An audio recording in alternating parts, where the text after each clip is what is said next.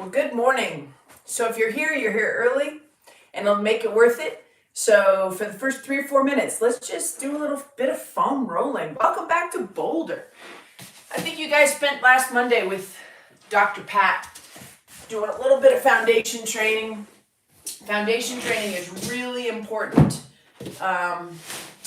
in the methods that we use to train athletes to just perform at their best, and it is a health first approach. It really is. So let's just start out with a little seat on the foam roller and just do a little full body scan, a little check-in, and just see what came of the weekend of training.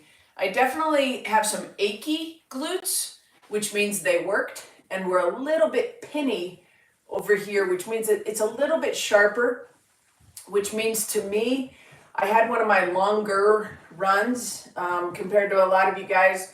I'm just getting started on my training plan for September, but I think there definitely came a point in my training yesterday where the glutes started working less effectively, and I kind of fell into my pattern of that little bit too much anterior tilt in the pelvis.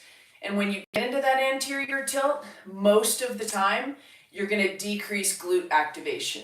And then you're just going to slow your pace a little bit in your run because your body no longer feels safe in the landings. And that's the biggest thing about the glutes in endurance sports. So I'm going to deal a little bit this week with any question. Those of you that have kind of explored that, or if you haven't, it's worth revisiting. I've taken on the role of channel manager for an app called Any Question. And basically it's a platform that was launched rather aggressively and maybe too aggressively, and they just listen so much to the audience. And it's just putting together a group of experts to be able to answer your questions and address any kind of things that you want to talk about when it comes to performance. So you can talk to professional athletes, but in my alley, I'm putting together a team of strength coaches from all over the world who I think are pretty smart. And then other people are also bringing in strength coaches as well. So it's not just me.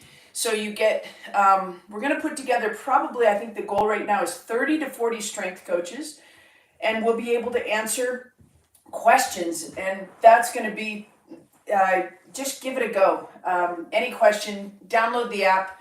I will include a link in the show notes so that you can easily get on board and get a little bit of consideration on the way in. But it's not expensive by any means. It's like $5 a month.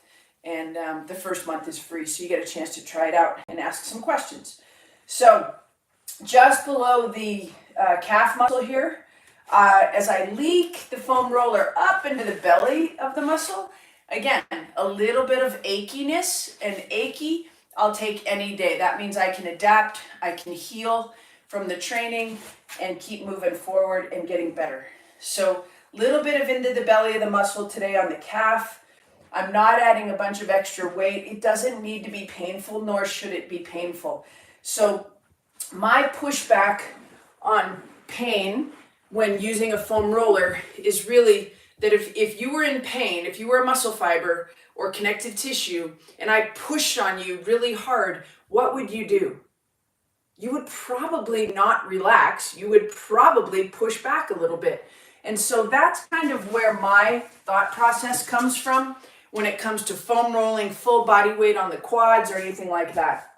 It's not my jam. Okay, so welcome. It is 6:45 here in Boulder, Colorado, and we're just going to go through a little bit of mobility. But the other thing that I really want to focus on today is activation, switching muscles on. And the best way that we can do that with very limited equipment and space. So the first thing we're going to do is just start to mobilize and get some really healthy motion. So 2 hands on hips, and we're just going to very gently add some tension into that back hip with this knee drive. This is a 90-90 position. Want to set ourselves up for a really good week of training. If you're in a recovery week, we want to set you up for a really good recovery week. It's all the same. That's why we do this on Mondays. For me, Monday, right side.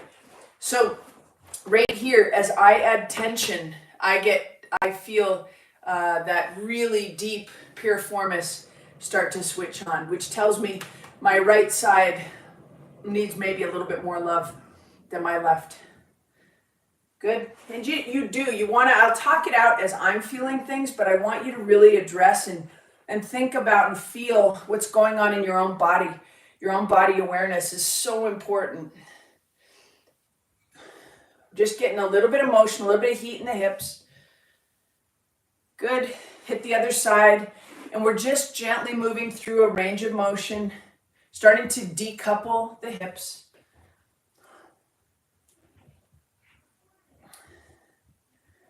Good. Okay, let's go into that lateral half kneeling. So right here, right leg all the way out, left knee down and underneath. And I can already feel a little bit of adductor tension there, a little bit of a stretch. And we're just going to drop the hips back, bring the hips back forward. 2, 3, we'll go 10, 4, again, just gentle mobility. 5, moving in and out of that motion. 6, 7, 8, good. 2 more, having the patience. 9, a lot of times I'll say stuff like that because I lose patience. Good. Half kneeling, left leg out, that foot nice and straight, so you start to get that ankle motion as well. 1, left adductor on me, definitely tighter than right. 3, doesn't mean it's good or bad, right or wrong, it's just me. Doesn't mean I need to fix it, but I want to start paying attention. Maybe the tightness on the left is causing some inhibition on the right. It could be. Don't know how to fix it, don't know the answer, just going to do the best I can to mobilize, activate, and strengthen. Good. And good. All right, let's go back to lateral half kneeling with the right. Push your hips back, 2 hands on the ground. We're going to start to work through that thoracic spine. So hips to the back, reach under. 1, 2, 3. Just get a little bit of a rhythm going. 4, 5, 6. Every time I do that, my hips go back just a little bit. 7, 8, 9. And every time that happens right there, even more adductor stretch. So as soon as you start to lose that upper body mobility, you're going to either start to lose hip extension when you're running, or your stride is just going to get nice and short. And that's not what you want. If you have a normal stride, you want it to stay normal for as long as possible. Hands to the ground, hips to the back, nice little reach. 1, 2, 3, 4, 5, 6. Don't worry about getting to end range. 7, 8, 9, good, and 10. Awesome. Okay, let's get up into standing position. We start to talk a little bit about stability and single leg stuff. And that comes, we want to make sure that stability comes following some mobility so that we can actually use the brain to activate the muscles to stand well on one leg, right? So let's go into that nice wide stance. We're just going to do what we were doing down in the half kneeling position from a standing position. 3, 4, hold that chest nice and high. 5, so I don't want you to bow, okay? 6, 7, 8, 9, and 10. Okay, good. Now let's add a little bit of, I always call it a little bit of elbow the guy in the behind you. So you don't want to elbow down here. I want you to elbow up high. So we're just going to do this little bit of yin and yang with the arms, back elbow up, reach to the ground. Let's go the same side 5 times. 1, 2, 3, keep that elbow up, right there, 4, and 5, Same thing, other side. 1, 2, 3, 4, and 5. And now let's do a little bit of a stability challenge. So we're just going to do an ankle grab with the right side. So we're standing on the left foot. Two hands. And I would call this a measuring stick. The measuring stick is, can you get both hands to grab the ankle? And then open your heart, open your clavicles, stand tall. 5, 4, 3, 2, and 1. Perfect. Right's always a little different for me. And those of you that don't know me, I'm a little bit of a triathlete. I've been to Worlds a couple of times. I'm a former basketball player. But when I broke my ankle on the right side, I did that trail running.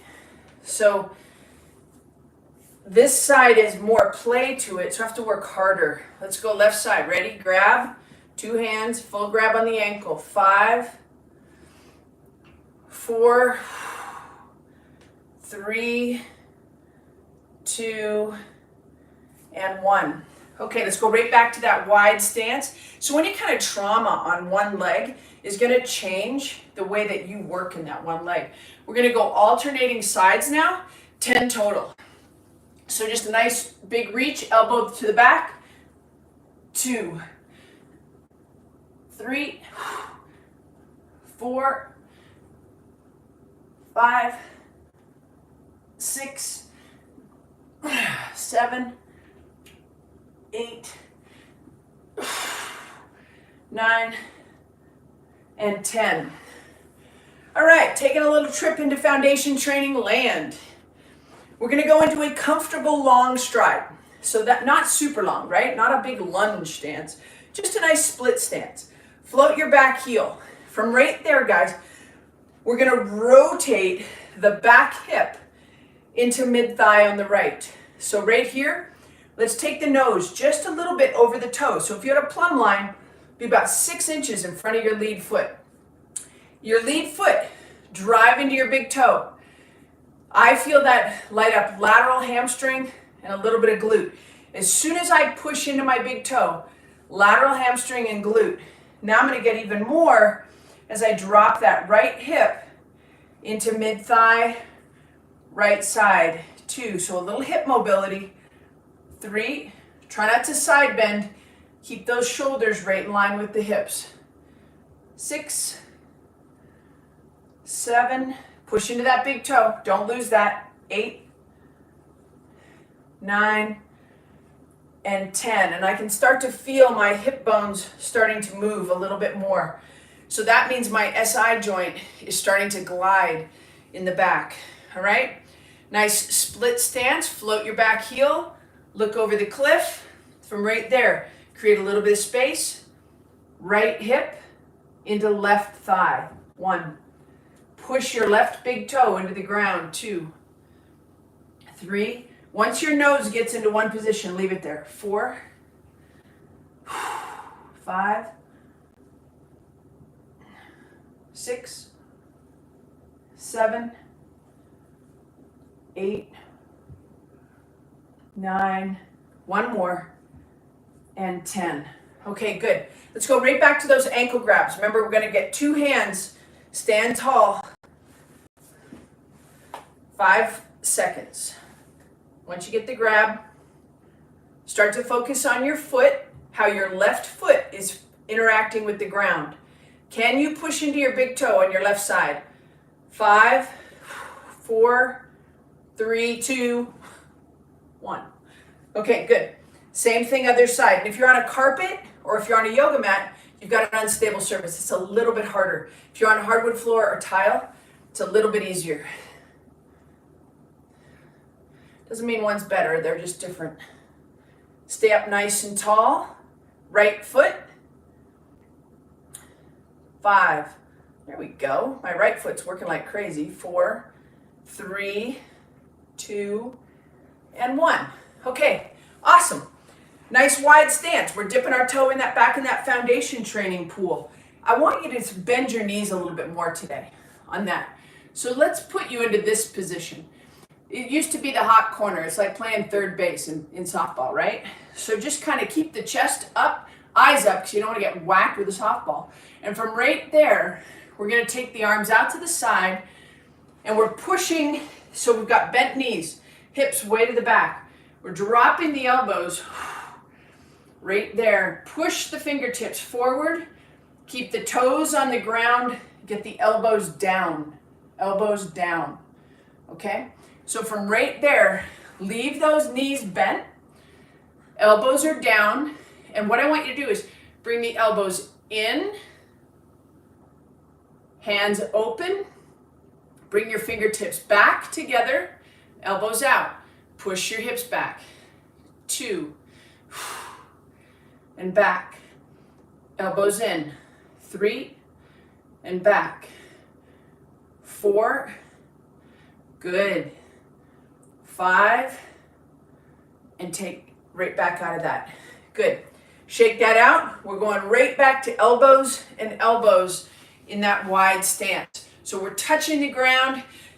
Elbow up. 1, 2.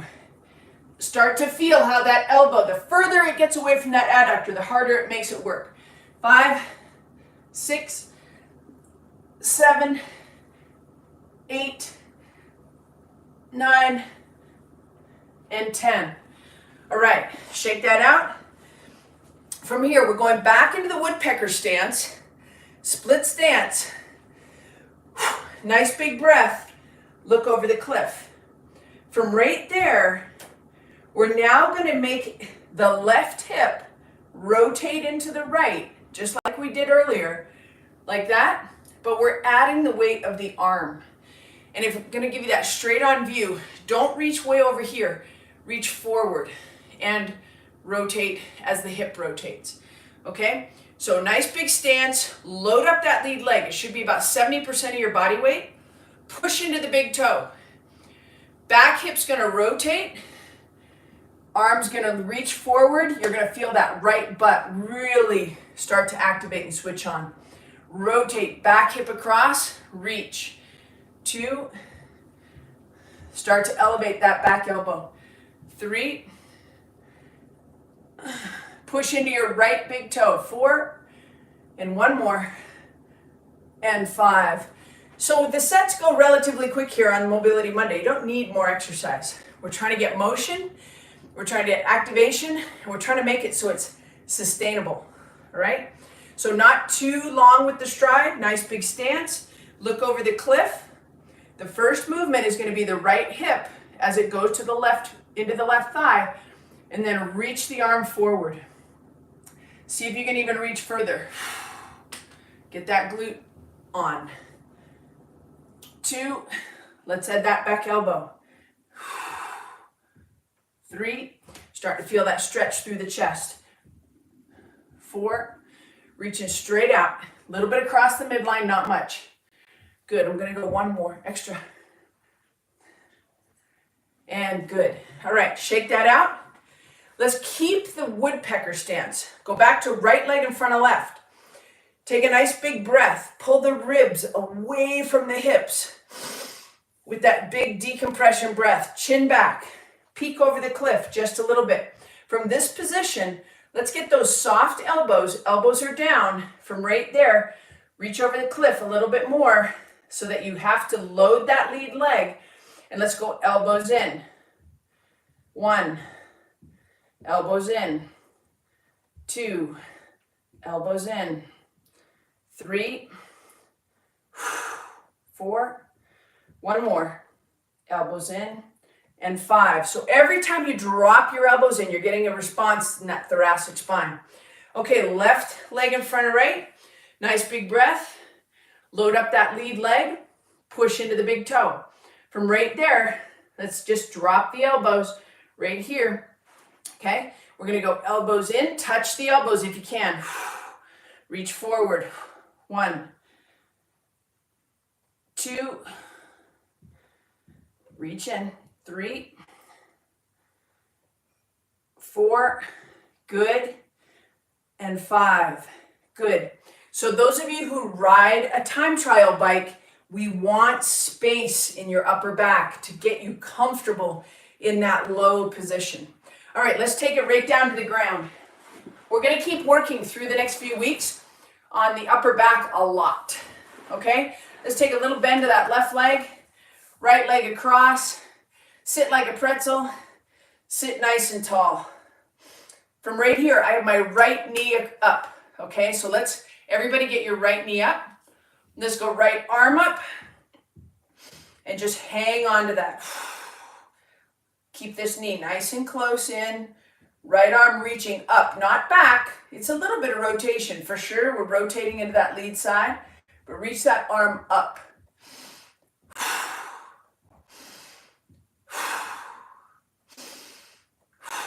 And then just unwind and come back to the other side. So tuck the right knee under, left leg across, left arm, right arm grabs across, stay tall, left arm up. Straighten that elbow, open that chest.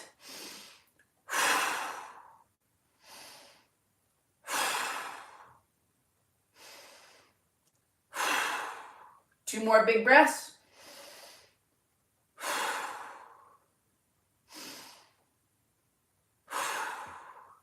So you start to recognize that if your rib cage is truly moving, if it's truly expanding, you're going to feel a change in tension as you use your breath to inhale, because you're getting an expansion, which means there's muscles that are actually having to lengthen in response to that big breath. Okay, back to the other side. Right leg across, right arm up, stay tall, create space, and rotate just a little bit to the right. One more big breath. And bring that back.